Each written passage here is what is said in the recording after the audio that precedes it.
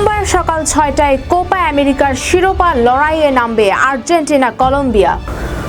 ফাইনালের মঞ্চ হয় আনুষ্ঠানিকতায় কমতি রাখছেন না দক্ষিণ আমেরিকার ফুটবল নিয়ন্ত্রক সংস্থা কনমেবল। কলম্বিয়ান পপ তারকা শাকিরার শো রাখা হয়েছে প্রথমার্ধের বিরতিতে,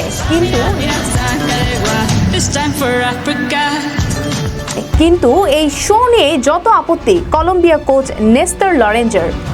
মায়ামি গার্ডেন্সের হার্ড রক স্টেডিয়ামে ম্যাচটা মাঠে গড়াবে, দর্শকদের তুমুল উপস্থিতি নিশ্চিত করতে এমন আয়োজন।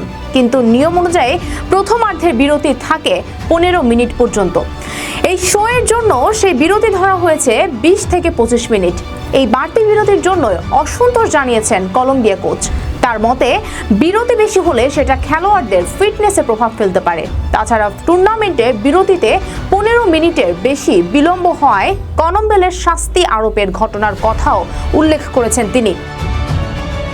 যে বিলম্বের জন্য তিনি সহ নিষেধাজ্ঞার মুখে পড়েছেন Argentina coach Lionel Scaloni. Show নিয়ে কথা হচ্ছে, আশা করি সবাই সেটা উপভোগ করবে, কারণ শাকিরা চমৎকার শিল্পী।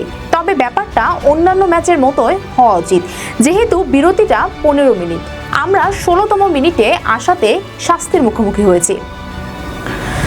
এখন এই শো এর জন্য আমাদের 20 থেকে 25 মিনিট পর বের হওয়া লাগবে, যার প্রভাব খেলোয়াড়দের উপর পড়তে পারে, তাদের শরীর ঝিমিয়ে পড়তে পারে। আমরা ভালো করে জানি ড্রেসিং রুমে রিকভারির জন্য ব্যয় হওয়া সময়ের মূল্য কতখানি।